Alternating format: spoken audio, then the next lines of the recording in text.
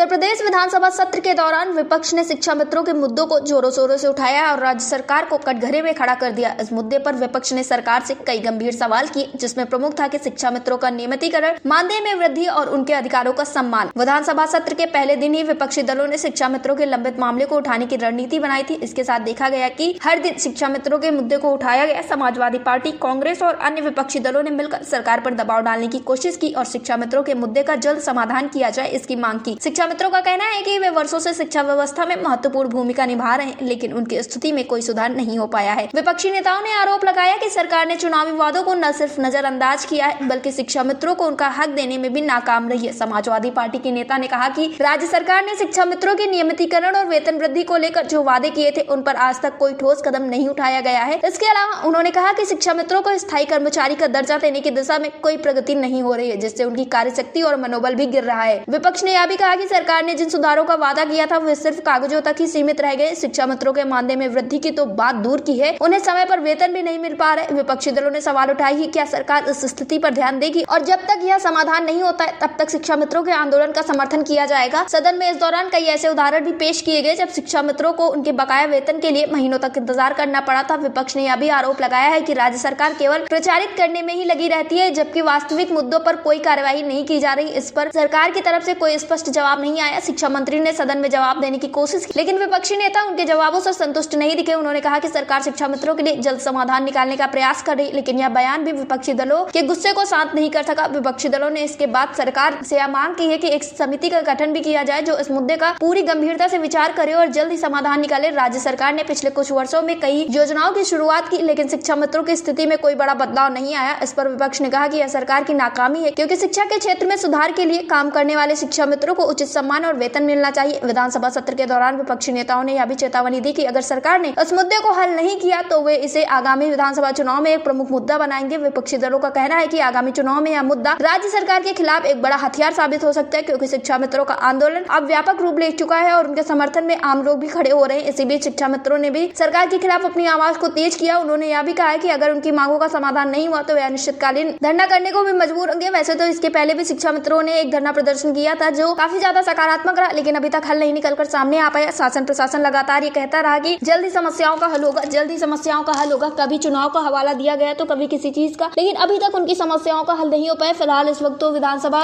शीतकालीन सत्र चल रहा है, तो अभी तो कोई भी इसके लिए शासनादेश जारी नहीं हो सकता, लेकिन फिर भी ये खबरें निकलकर सामने आई कि किसी भी शासनादेश जारी करने के लिए पहले कैबिनेट की बैठक की जाएगी, उसके बाद समस्याओं का हल किया जाएगा। इससे शिक्षा मित्र काफी ज्यादा हताश नजर आए। शिक्षा मित्रों का कहना है कि वे समाज के प्रति अपनी जिम्मेदारी निभा रहे, लेकिन उनका शोषण हो रहा है और वे अपने अधिकारों के लिए लड़ने के लिए तैयार भी हैं। सदन में इस मुद्दे पर बहस के दौरान यह साफ हो गया कि शिक्षा मित्रों का मामला अब केवल एक वेतन या नियुक्ति का मुद्दा नहीं रह गया, बल्कि यह राज्य सरकार की नीतियों और कार्यशैली पर एक बड़ा सवाल बन चुका है। डेस्क रिपोर्ट, अटल टीवी।